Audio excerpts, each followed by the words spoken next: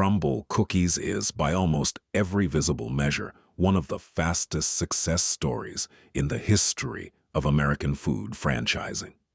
A single cookie shop in Utah that turned into more than 1,000 stores in under a decade. A weekly rotating menu, 4 to 6 flavors, gone after 7 days, replaced by a new lineup the following Monday. That has generated billions of views on social media, and a pink box that shows up in more American kitchens than almost any dessert brand in the country's history. By that measure, Crumbl has already won, but mastering a trend and surviving it are not the same thing. Underneath the growth, a different story has been building for the last 2 years. Average franchisee revenue falling, average franchisee profit collapsing by more than half in a single year, and a chain that closed its first restaurants ever in 2023 and has kept closing them since. Even as new locations keep opening elsewhere, the company is still growing. A meaningful number of the people who signed up to build it, sometimes at a cost approaching $1.5 million per store, are not. This is the autopsy of that gap, and of a pattern the cookie business has produced before, generation after generation, going back nearly 50 years, through at least 5 different companies and 5 different ownership structures. Under a franchise model, the thesis this video will test is simple. The franchisor's success is, sooner or later, paid for by the franchisee. The gourmet cookie business runs on a boom and bust rhythm that has repeated at least 3 times since the late 1970s, and dessert retail more broadly has lived through the same cycle again, with cupcakes in the 2000s and frozen yogurt in the early 2010s, categories that each produced a handful of breakout national chains, flooded strip malls with imitators within a few years, and then thinned out sharply once the novelty faded and only the operators with real unit economics were left standing. Cookies are now living through their own version of that same arc, crowded enough that industry analysts openly describe the indulgent space as cycling through cupcakes, then froyo, then donuts, and now cookies, each wave following a similar shape. A genuinely good product goes viral. A company scales to meet demand faster than any traditional retailer could, and then the same scale that built the brand becomes the thing that threatens it. The first modern cookie boom belonged to Mrs. Fields, founded in 1977 in Palo Alto, California, by a 20-year-old named Debbie Fields, with no restaurant experience and a bank loan she talked her way into. It grew to 275 stores by 1988. The vast majority, company-owned, not franchised, many of them expensive mall leases the company itself financed. That decision very nearly killed the business. An early 1990s recession, combined with the debt load from all that company-owned real estate, forced Mrs. Fields into a refinancing that handed control to outside creditors, and only a pivot toward franchising, starting in 1991, kept the brand alive at all. It would go on to file for bankruptcy 3 separate times over the following 3 decades. The same era produced 2 more cautionary tales, for different reasons. Famous Amos, founded in Los Angeles in 1975 by a former talent agent named Wally Amos on a $25,000 loan from friends in the music industry, didn't collapse from overexpansion. It collapsed from ownership dilution. The business had been a genuine phenomenon in its first decade. Amos, in his trademark straw hat and bow tie, turned personal charm into national distribution, hitting $12 million in revenue by 1982 and landing his cookies on the shelves of Macy's and Bloomingdale's while making guest appearances on shows like Taxi. But that scale required outside capital, and Amos took on investor after investor to fund it, giving away more equity each round, and by 1988 had lost his stake entirely. The Shansby Group bought the company that year for $3 million and kept Amos on only as a paid spokesperson for his own name. He walked away a year later. The brand kept changing hands from there. An investment group that included a former U.S. senator bought in next, then sold to President Baking Company in 1992 for $61 million, more than 55 times what Amos himself had received for his controlling stake just a few years earlier. Keebler eventually stabilized the brand by 1999 and it lives today as a Kellogg-owned grocery shelf product, a name everyone recognizes, owned by a man who hasn't controlled it in almost 4 decades. David's Cookies followed a third, quieter path out of the same era. David Lederman, a lawyer-turned-chef, opened his first store on Manhattan's 2nd Avenue in 1979 with a $30,000 investment built around a genuine product innovation: hand-chopped Lindt dark chocolate instead of standard chocolate chips, which he called the chocolate chunk cookie, a format the whole industry eventually copied, including, decades later, chains like Crumbl and Levain themselves.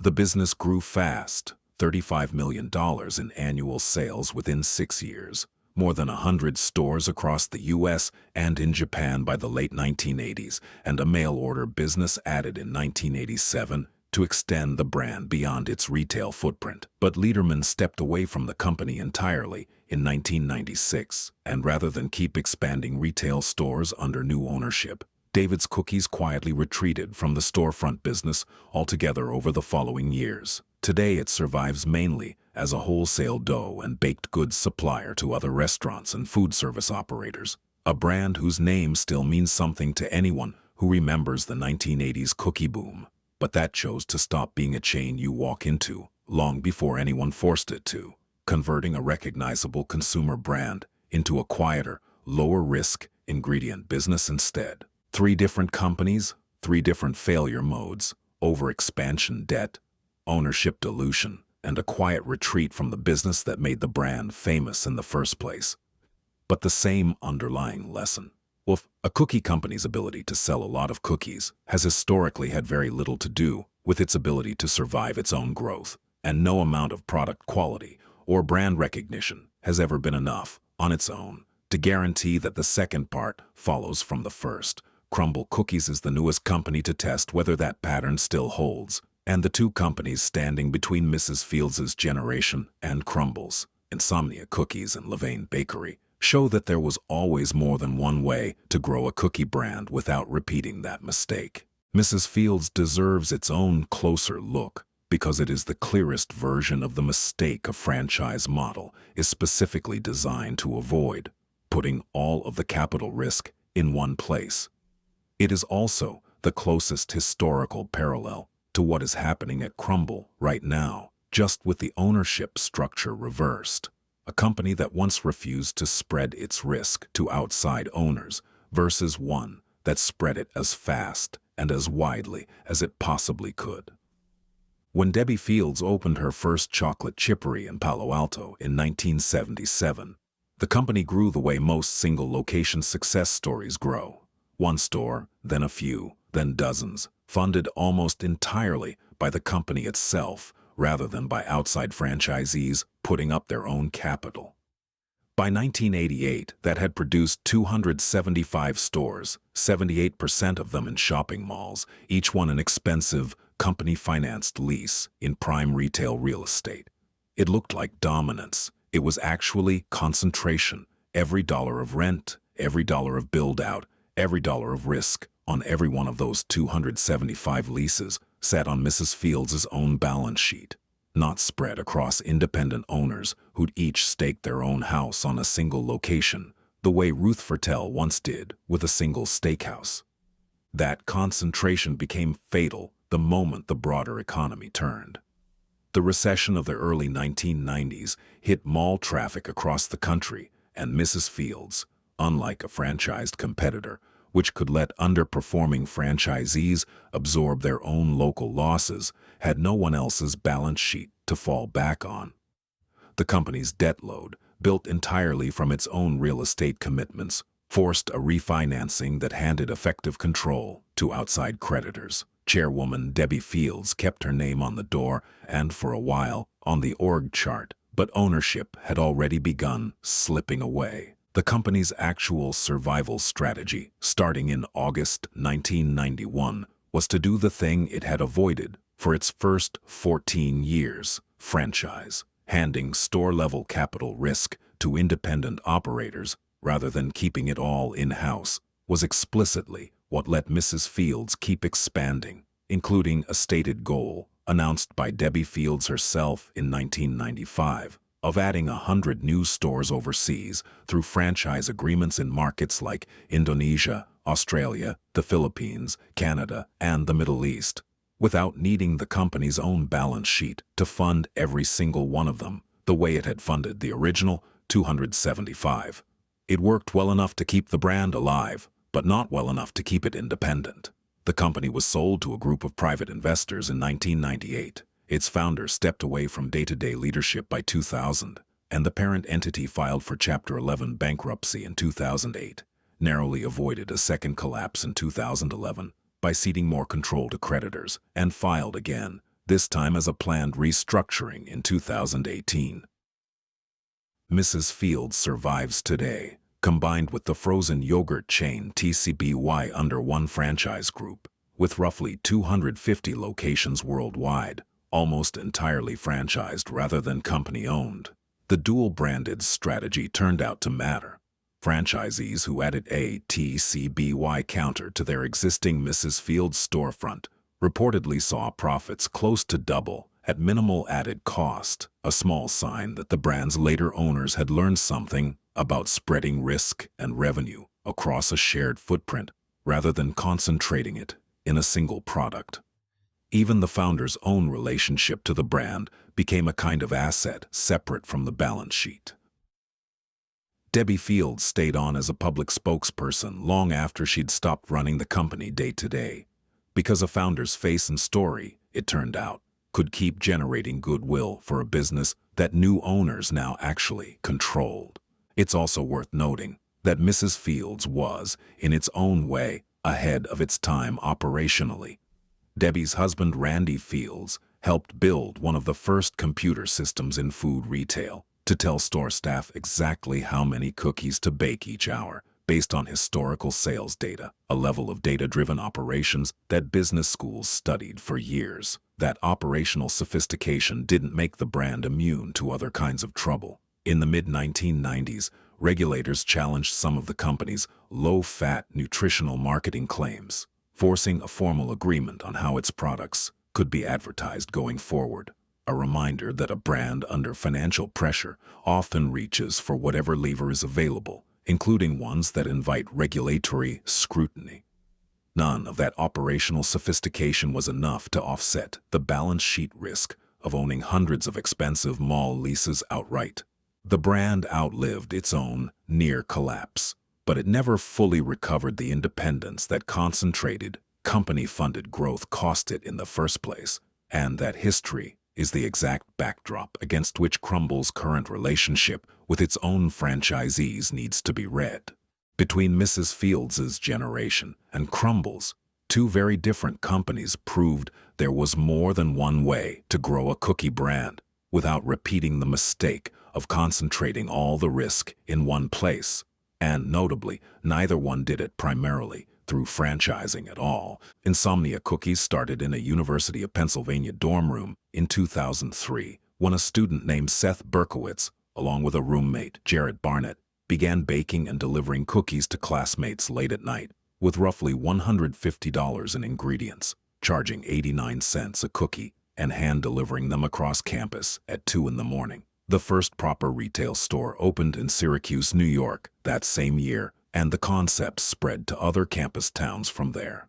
The business nearly died once already. Around 2009 and 2010, Insomnia's growth had stalled so badly that it was down to just 14 locations, and Berkowitz seriously considered shutting it down. The company's actual turnaround came from simplifying, not expanding, a business model built around cheap, small-footprint real estate near college campuses and a delivery window that ran past midnight. Low-overhead locations that could turn a profit on modest volume, rather than needing a destination. Retail lease the way a mall-based chain does. By 2012, the company was funding new stores from its own cash flow for the first time. That discipline is what made Insomnia attractive enough that Krispy Kreme bought a 74.5% stake in 2018 for roughly $139.5 million, valuing the whole company at under $500 million at the time. The chain has since grown past 350 locations across the US, Canada, and the UK, including outposts inside the home arenas of the Philadelphia Flyers, the New York Knicks, and the Cleveland Cavaliers. A distribution strategy built around wherever late-night, impulse-driven foot traffic already exists, generating roughly $200 million in revenue in 2023 alone, largely company-operated rather than franchised, still leaning on the same low-cost, campus-adjacent real estate strategy that saved it in the first place. Berkowitz has since talked publicly about a goal of 1,500 stores over the next decade, an ambition roughly comparable in scale to what Crumbl has already built, pursued through a completely different ownership structure. Levain Bakery took the opposite route to the same outcome, patience instead of a low-cost formula. Founded in 1995 on Manhattan's Upper West Side by two friends and former triathletes, Pam Weeks and Connie McDonald, the bakery originally sold artisanal bread, not cookies at all. The two had developed a dense, 6-ounce chocolate chip walnut cookie simply as a high-calorie snack to fuel their own Ironman training, and only started selling it commercially after bread customers kept asking for it. A 1997 New York Times review calling it the largest and most divine chocolate chip cookie in Manhattan turned that side product into the entire business, and Levain grew almost nothing for over 2 decades afterward. No, by 2018, 23 years after opening, Levain still had only 5 stores, all of them company-owned, no franchising at all. It took a majority stake sale to the private equity firm Stripes in 2018 to fund anything resembling national expansion. The deal installed a new CEO, Andy Taylor, previously the executive who'd helped grow the sandwich chain Pret a Manger from 11 stores to 75, and even then, growth stayed deliberate. Levain didn't open its first restaurant outside New York until 2020 in Washington, D.C., followed by Boston in 2022, and had reached only 17 locations by mid-2024.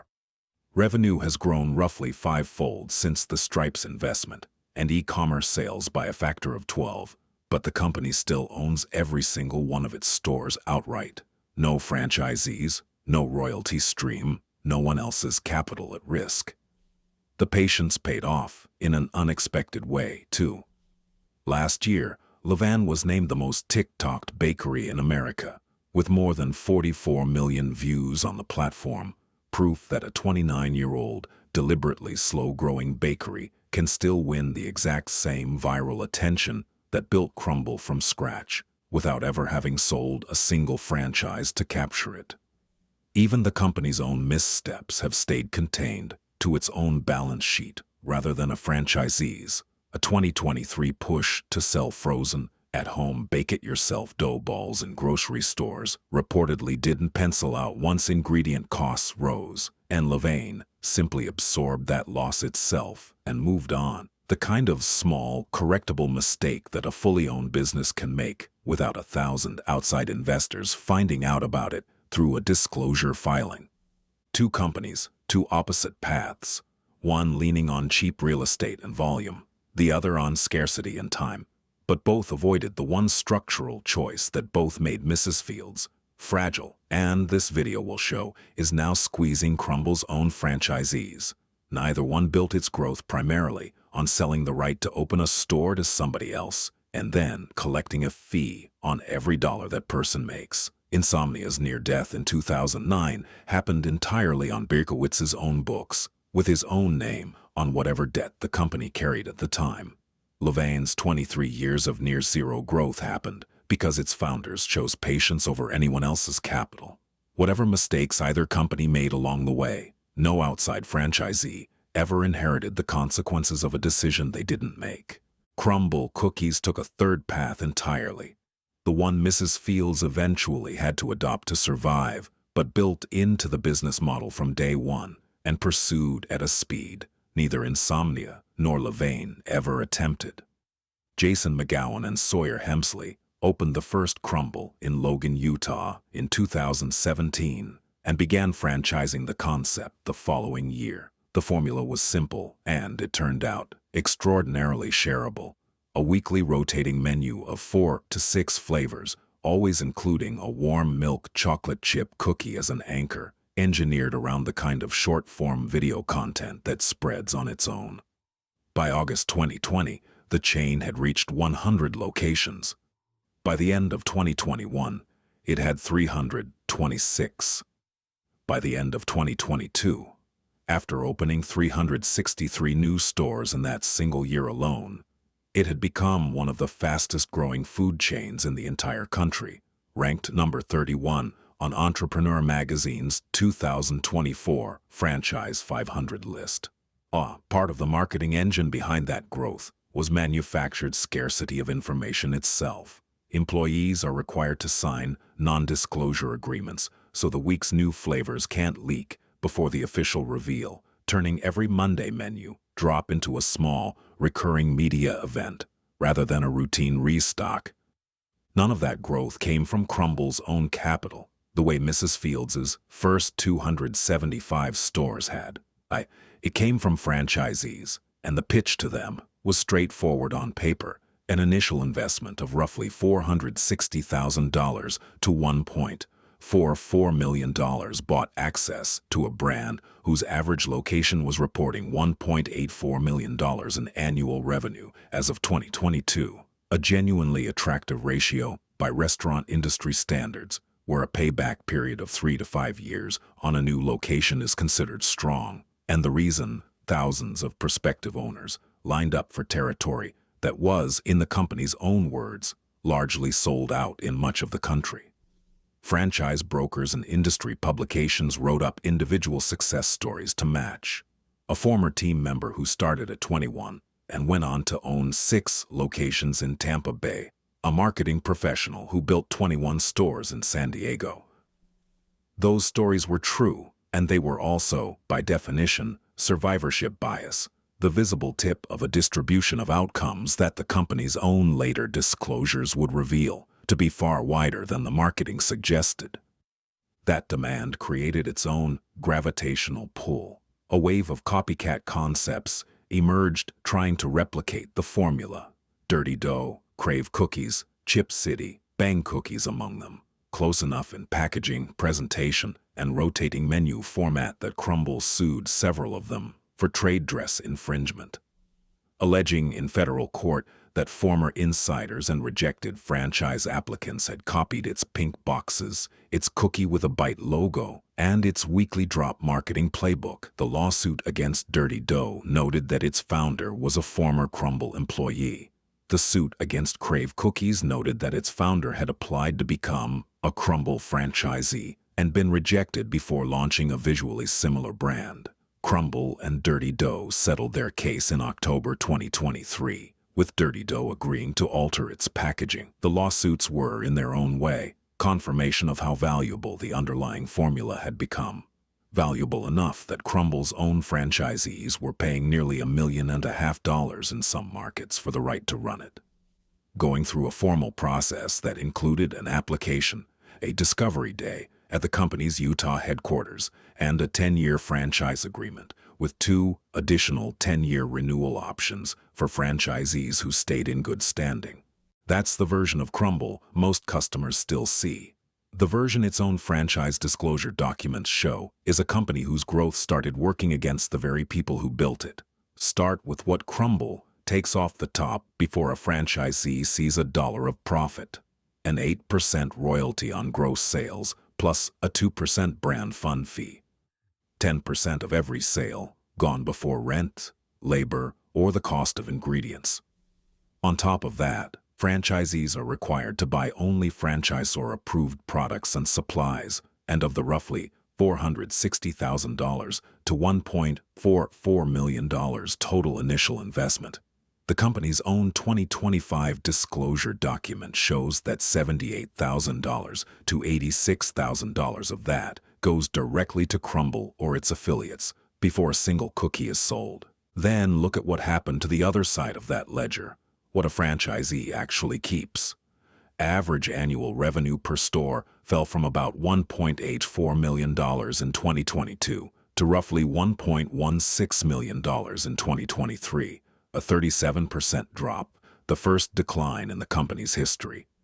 Average net profit fell even further, dropping from roughly $298,000 in 2022 to about $122,955 in 2023, a fall of nearly 59% in a single year. The dispersion behind that average is its own warning. The best-performing store in the 2023 report posted around $601,000 in net profit, while the worst lost roughly $241,000. A franchisee who bought in near the top of the investment range, expecting a growth brand's returns, could just as easily have bought into a location now losing money every month it stays open. The squeeze on franchisees isn't the only revenue lever the company has reached for either. In 2023, Crumbl faced a proposed class action, alleging it charged a hidden 2.95% service fee on every mobile app order, a channel the company requires customers to use even when ordering in person at the register, without disclosing that fee anywhere in its advertised prices. A separate proposed class action the same year accused the company of significantly misrepresenting the calorie counts on its products. Neither lawsuit is about franchisee economics directly, but both point in the same direction: a company under pressure to keep growth numbers looking healthy, reaching for revenue wherever the contract, the app, or the label allows it. By 2026, legal trackers following the company counted disputes across 4 separate fronts at once: trade dress claims against competitors, consumer fraud claims over pricing and calories, wage-related claims from current and former employees, and complaints from franchisees themselves about whether the financial performance figures and past disclosure documents accurately reflected what a new owner could expect to earn. That is an unusually wide spread of legal friction for a company that didn't exist a decade ago. And it is rarely a sign that a fast-growing brand's internal numbers are as clean as its social media feed. None of this shows up in the parts of the business a customer standing in line ever sees. The rotating flavor menu still drops every Monday. The app still works. The line still forms. What a customer can't see is the franchisee behind the counter, who signed a 10-year agreement on the strength of 2022's numbers, financed a large share of the roughly $460,000 to $1.44 million build-out personally, and is now running the same weekly flavor calendar, the same approved supplier list, and the same 10% off the top against a store that may be worth a third less than it was when they bought in. That franchisee still owes the same monthly royalty check regardless of which direction the store's numbers are trending, and still owes it on the same schedule as the franchisee 2 towns over whose store never slowed down at all. Crumbl closed restaurants for the first time in its history in 2023, 7 locations across California, Florida, Georgia, and Utah. According to the company's own franchise disclosure filing, at least 12 more closed in 2024, including locations in Connecticut, Colorado, Pennsylvania, Tennessee, and Florida documented by local reporting, and further closures have followed in 2025 that the company has not fully itemized publicly. Alongside reported layoffs at its Utah headquarters, there is a genuine complication in reading the most recent numbers. Crumbl's 2024 disclosure document reportedly corrected and restated some of the prior years' within median profit figures, which some outlets have cited as showing a partial rebound. Average revenue climbing back to roughly $1.35 million in 2024 after the 2023 low. But a rebound in the average doesn't undo the 2 years of closures, the disclosed initial year underperformance, or the fact that the company itself has been buying back at least one franchisee's stores directly rather than reselling them to new owners, a signal that in some markets, corporate no longer trusts an independent operator to make the unit economics work at all. And the growth engine that once defined the brand has been visibly downshifting on its own. After opening 363 new stores in 2022, Crumbl opened 184 in 2023, and had planned just 122 for 2024, its lowest annual growth rate since 2020, a deceleration of nearly 2/3 in just 2 years for a company whose entire early reputation was built on how fast it could open the next store. The chain is still expanding and still profitable at the corporate level. A meaningful share of the people who paid to build it are not. If a franchise model built on cookies, closures, and quarterly disclosure documents is the kind of business story you'd want delivered every week, subscribing helps more than you'd think. We publish a new autopsy like this one on a regular basis. Back to the dough. Here is the number that makes the whole pattern legible. In 2023, the average Crumbl franchisee, someone who had, in many cases, put up roughly 10 to 13 times as much capital as it costs to open a modest, single-location bakery like Cookie Good in Santa Monica, kept $122,955 in net profit for the year. That is a real number, drawn directly from the company's own franchise disclosure document, not an estimate. It is a perfectly livable income for one store. It is not remotely what a $460,000 to $1.44 million investment in the fastest-growing dessert chain in the country was supposed to return, and it is barely more than double what a single, well-run neighborhood cookie shop with no royalty, no brand fund fee, and no requirement to buy only from approved suppliers can plausibly clear on a fraction of that investment and a fraction of the risk. The mechanism behind that gap is not a scandal hidden in the fine print. It is the fine print, functioning exactly as designed. 10 cents of every dollar a franchisee earns leaves the store before that franchisee sees it, regardless of whether the store had a good year or a terrible one. The same royalty and brand fund percentage applies whether average revenue is $1.84 million as it was in 2022, or $1.16 million as it became in 2023, or somewhere back in between, as it appears to be in 2024. A required list of approved suppliers means franchisees can't shop around for a better ingredient price the way an independent bakery can, on top of the roughly $78,000 to $86,000 of the initial investment that already goes directly to Crumbl or its affiliates before a single cookie is sold. And the same growth that made Crumbl valuable enough to be worth defending in federal court against copycats also means every new store opened nearby splits the same regional demand a few more ways, something the company's own slowing pace of new openings, down from 363 stores in 2022 to a planned 122 in 2024, suggests Crumbl itself has started to recognize. It's worth naming what makes this different from an ordinary bad year in a cyclical industry. A bad year in a business you fully own is a bad year. The owner absorbs it, and if the business recovers, the owner captures the recovery too. A bad year inside a franchise is structurally asymmetric. The franchisee absorbs the downside of a $1.44 million investment and a personally guaranteed lease, while the franchisor's 10% still arrives on schedule, calculated off whatever revenue the store happens to produce that month. The franchisor's revenue is diversified across more than 1,000 stores. Almost none of Crumbl's individual franchisees have that same diversification across even a handful of locations. When the system as a whole is healthy, that arrangement barely matters. When the system's own numbers show a 59% collapse in average profit in a single year, it matters enormously, and it matters to exactly the people with the least ability to absorb it. This is, in a narrower and faster-moving form, almost exactly the asymmetry that forced Mrs. Fields into franchising in the first place, except inverted. Mrs. Fields nearly collapsed because it hadn't yet spread its capital risk to outside owners. Crumbl is watching its outside owners struggle precisely because it spread that risk to them from day one, at a scale and a speed no cookie company had ever attempted before. Both companies discovered the same fact about the economics of baking and selling cookies at national scale, that the business genuinely cannot support unlimited growth without someone, somewhere, absorbing a level of risk the underlying unit economics don't fully justify.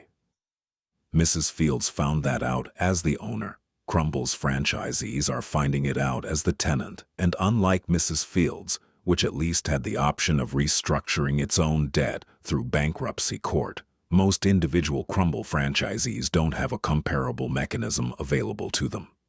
A single store owner facing a bad year has a personally guaranteed lease, a personally guaranteed loan, and a royalty payment due regardless, with far fewer levers to pull than a corporation renegotiating with its creditors. None of the 4 other companies in this video's history reached that particular failure mode because none of them built their growth primarily on selling the right to open a store to somebody else and then taking a fixed percentage regardless of outcome. Mrs. Fields concentrated risk on its own balance sheet and nearly went bankrupt from carrying too much of it.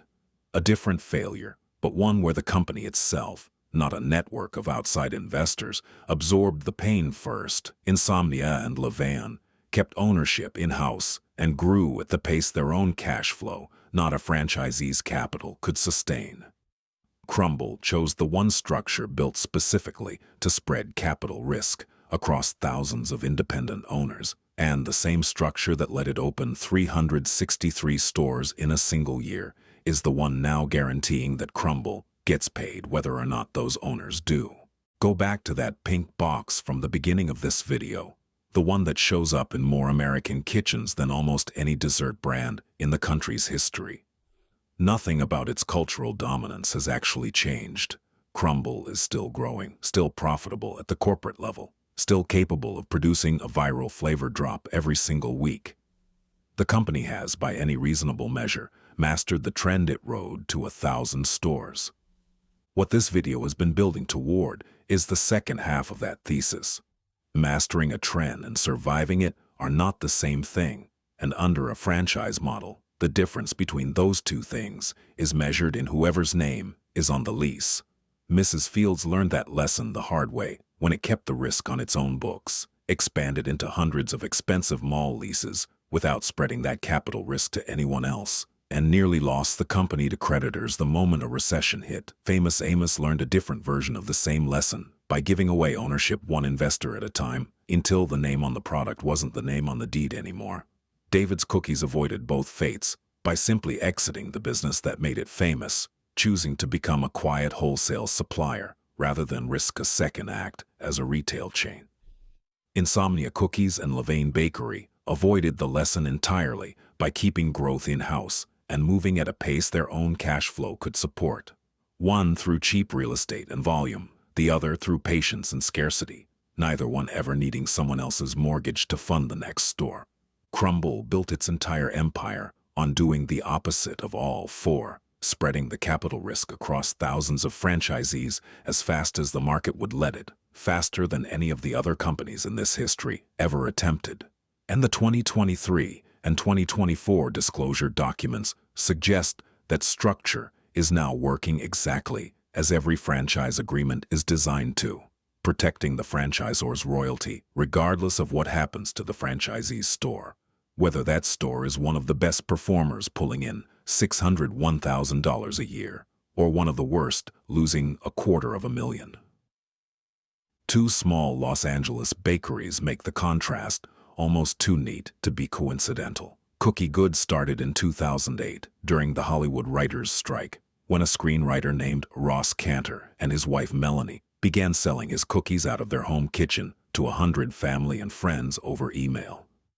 It is still, today, a single storefront in a converted 1930s brick building in Santa Monica, owned outright by the same 2 people, with no royalty going anywhere because there is no franchisor to pay one to. Bake Some Noise doesn't even have a permanent storefront.